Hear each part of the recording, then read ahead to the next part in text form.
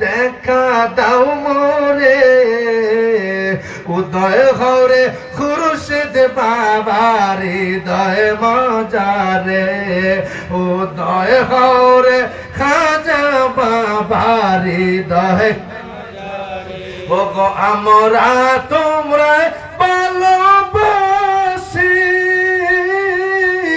ওরে লোক সমাজে হইলাম দোষী আমরা তোমায় ভালোবাসি ওরে লোক সমাজে হইলাম দোষী বিনা দোষে অপরাধী বিনা দোষে অপরাধী পার করো গো আমারে উদয় হরে দয়াল খাজারি দয় মা গো উদয় হরে দয়াল মুর্শিদ হৃদয় মাজারে ভাই কি হয় না আওয়াজ তুলে ভাই কি হয় না জবান খুলে বলেন হয় কি হয় না যদি মুর্শিদের কদম মোবারক ধরে মুর্শিদের কদম মোবারক ধরে যদি ঠিক মতো আমরা রিয়াজত সাধনা করতে পারি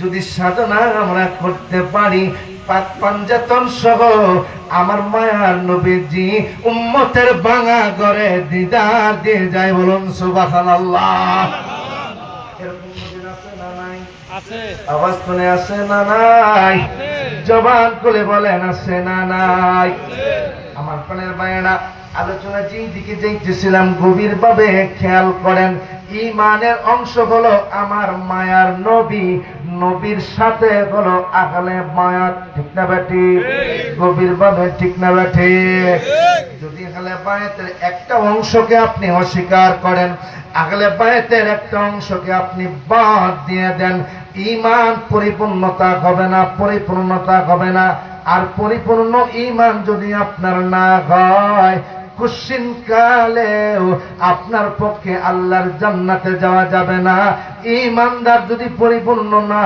হয় কবরের মধ্যে প্রশ্ন হবে লিমাজা তাকুলু ফি হাক্কি হাযার রাজুল যদিও সহিহ মুসলিমে তিনটার কথাই আসছে তিরমিজিতেও তিনটার কথাই আসছে তারপরেও সহিহ বুখারীর ভিতরে একটাই আসছে মারহাবা বলেন না আজকে মৌলভী সাহেব প্রবাস করে কবরে তিনটা প্রশ্ন হবে আপনার বাবাজিরা আমার অথচ ইমাম বুখারী একটার কথাই বলছেন লিমাজা তাকুলু তোমরা কি বলতে ফি হাক্কি হাযার রাজুল এই লোক সম্পর্কে আমার মায়ার নবীজিকে দেখায় দেখায়া বলা হবে দুনিয়া থেকে যদি আমার মায়ার নবীজিকে চিনা না যাইতে পারি আমার মায়ার নবীজিকে যদি চিনা না যাইতে পারি দেখে না যাইতে পারি বুঝে না যাইতে পারি কবরের মধ্যে ধরা খাবেন নিশ্চিত ছুটানোর মতো কোনো সুযোগ থাকবে না ধরে কোন ঠিক না বেটি এই জায়গায় বুঝে না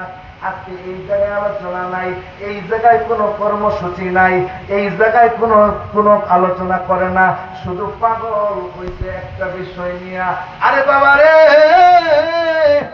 যদি তলায় যদি গোড়ায় যদি গাছ কাইটা দিয়া উপর থেকে যদি কিয়ামত পর্যন্ত যদি পানি ডালেন ওই পানি কুসুম গেলেও গাছ জিন্দা হবে না জিন্দা হবে না জিন্দা হবে না আমার মায়ার নবীজিকে আখা কোন দিকে যাব আলোচনা লম্বা হয়ে যাইতে পায় 11:30 উপরে বাজে ও নবীর আশিকেরা গো ও মানিকগঞ্জের এই অঞ্চলের মুসলমানেরা এই অঞ্চলে তো সুন্নি তরিকতপন্থী মানুষ বেশি পীর মাশায়েখগণ বেশি ও বাবাজিরা রে আমার এই বিষয়টা এই জন্যই উঠাইলাম বর্তমান সুন্নিয়তের ভিতরে এই দুইটা দল হইয়া এই দুইটা দলাদলি হইয়া সাধারণ সুন্নি মুসলমান তো বুঝে না না বুঝে আহলে বায়াতের শানে একদল বেয়াদবি করে ওরা তো খারিজি হয়ে গেছে ওরা রাফিজি হয়ে গেছে বাতিল হয়ে গেছে আমরা যারা সুন্নি মুসলমান আছি এই জায়গায় আহলে বায়াতের ব্যাপারে যদি সুস্পষ্ট ধারণা না থাকে আমরাও বিপদে পড়ে যাব এই জন্য আমার প্রাণের ভাইয়েরা আহলে বায়াতের মুহাব্বত অর্জন করতে হবে কলবের ভিতরে কেমন আমার মায়ার নবীজির প্রতি মুহাব্বত যেমন ঠিক আছে ঠিক ধারণ করতে হবে আমার মায়ার নবীজির প্রতি মুহাব্বত যেমন আহলে বায়াতের প্রতি মুহাব্বত তেমন থাকতে হবে। যদি 19-20 হয়, আমার পরের ভাইয়েরা, সন্তানকে যদি খুশি করেন, বাবা কি খুশি হয়নি? আওয়াজ তুলে জবান খুলে বলেন, আপনার সন্তানকে যদি কেউ মারে, আপনি তার উপর খুশি হবেননি? হবে? আপনার সন্তানকে যদি কেউ আঘাত করে, আপনি তার উপর মনে করে খুশি হবেন? বর্তমানে এমন অবস্থা হয়েছে, শিক্ষক যদি ছাত্রকে মারে, গার্জেন দৌড়াইয়া যায়। যেহেতু ছাত্র মাদ্রাসায় আছে, আমার বোনের ভাইরা, এই স্বামীর ভাই আপনাদের এলাকাতে হুজুর আসেন, উনার দরবার শরীফের যে অঞ্চলে, এই অঞ্চলটা ভারতের মেঘালয় রাজ্যের পাদদেশে, যে জায়গাতে মানুষ এত কষ্ট করে যাতায়াত করে চলাচল করে, সেই জায়গাতে সুন্নিয়তের বাতি জ্বালাইতেছে। বলুন সুবহানাল্লাহ। আমি প্রত্যেক বছর যাই, এই বছর ইনশাআল্লাহ পুরুষ শরীফের শেষ দিনে মেহমান ছিলাম। আমি দেখেছি ওই অঞ্চলটা সুন্নিয়তে ভরপুর হয়ে গেছে একটা মাদ্রাসা করার কারণে। ধরে কোন সুবহানাল্লাহ। এই জন্য করে ভাইরা, সুন্নিয়ত দরকার হলে মাদ্রাসা দরকার আছে, মসজিদ দরকার আছে। একটা এলাকায় যখন একজন সুন্নি ইমাম হয়, ওই অঞ্চলটা আশিকে রাসূল নবীর মহব্বতে, আহলে বাইতের মহব্বতে ভরপুর হয়ে যাবে। সুবহানাল্লাহ। মহব্বতে দুরূদ শরীফ পড়ুন। আল্লাহুম্মা সাল্লি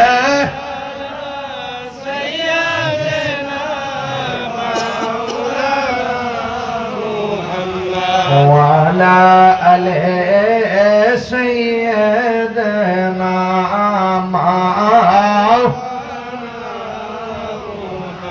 محمد اللهم صل سيدنا مولانا محمد وعلى آل سيدنا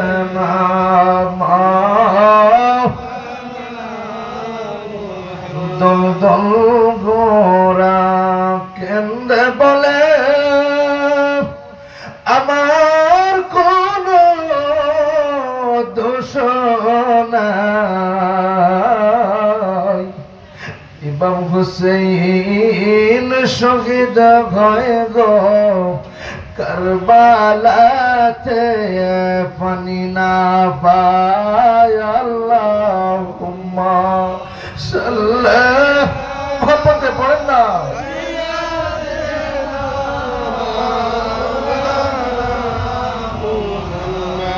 ওয়ালা আলি সাইয়্যিদিনা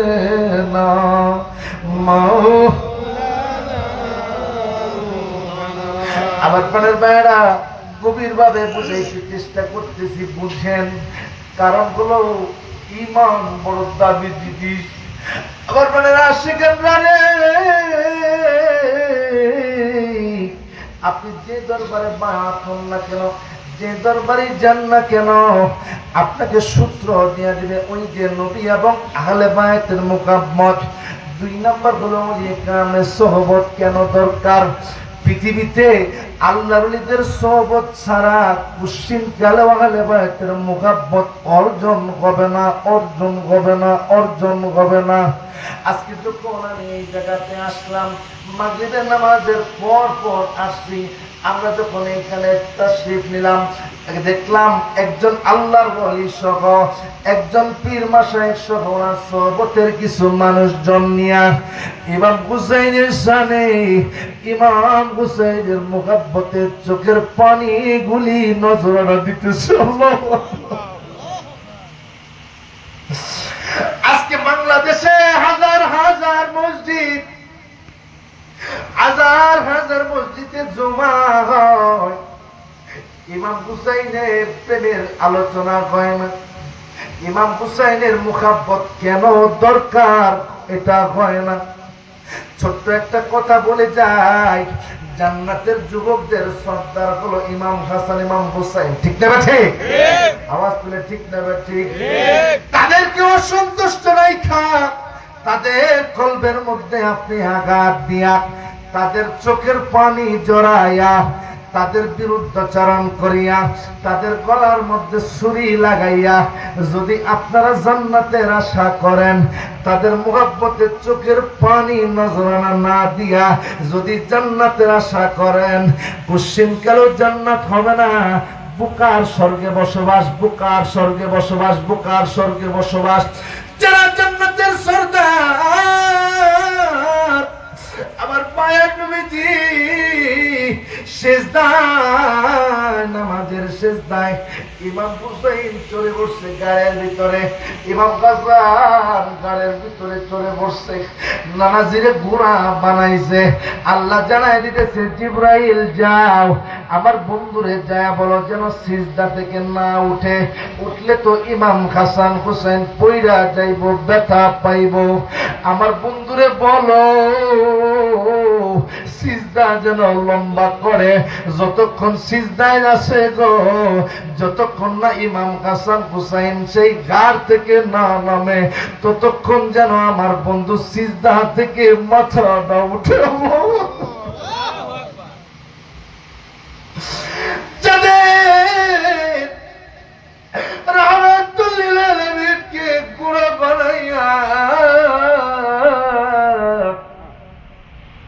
সিজদার মধ্যে গাড়ে চড়ে বসে আমার আল্লাহ পছন্দ করে, তাদেরকে অসন্তুষ্ট রাইখা তাদের গলার মধ্যে ছুরি চালাইয়া জান্নাতের আশা করে একদল পাগল পাগল।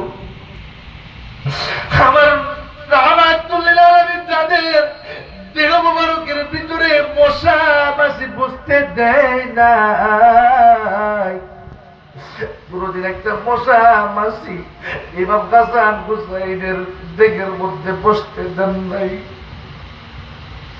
যখন ইমাম হুসাইনকে শহীদ করে দেওয়া হলো, 70টা ঘোড়াকে সিরিয়াল বানায় একের উপর একে প্রবল ঘোড়াগুলি চালায় দিতেছিল।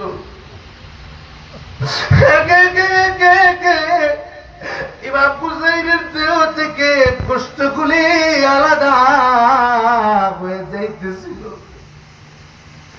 ইমাম হুসাইনের দেহটাকে ছিন্ন বিচ্ছিন্ন করে দেওয়া হইতেছিল।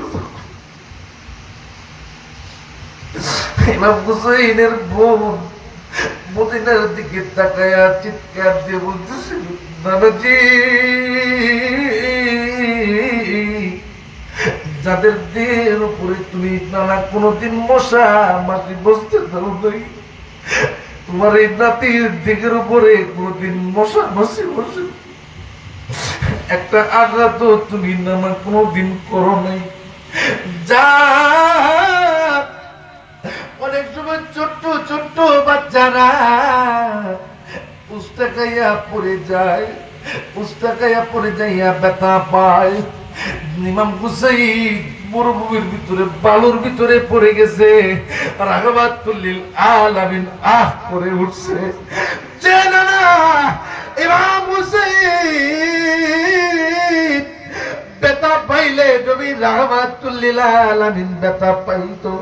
সেই ইমাম হুসাইনকে ওই কাফিররা মুনাফিকেরা গলায় ছুরি চালাইয়া এমনি করে হত্যা করার তো অনেক পদ্ধতি আছে। পেটে ছুরি মারলেও তো হত্যা হয়, গলায় ফাঁসি দিলেও তো হত্যা হয়, গলায় ফাঁসি দিলেও তো হত্যা হয়, কিন্তু না, গলার মধ্যে ছুরি চালাইয়া দিয়া দ্বিখণ্ডিত করে কল্লাটা আলাদা করে দিছে গো। ইমাম হুসাইন চোখের পানি গুলি ফেলতেছিল আর বলতেছিল, নানাজি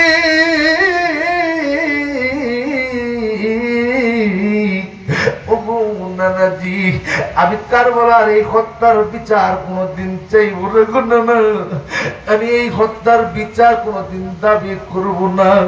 তবে আমার একটা দাবি, আমার একটাই দাবি, আমি নানার উম্মতের জন্য শহীদ হয়ে গেলাম, সত্য নিয়ে শহীদ হয়ে গেলাম, মিথ্যার কাছে মাথা নত করলাম না। আল্লাহু আকবার, বলেন না আল্লাহু আকবার, বলেন না আল্লাহু আকবার। কারবালাতে হোসেন কান্দে হায় রে হায়, কারবালাতে হোসেন কান দি হায় রে হায় মরণ কালে না দেখিল বাপ মরণ কালে না দেখিল বাপ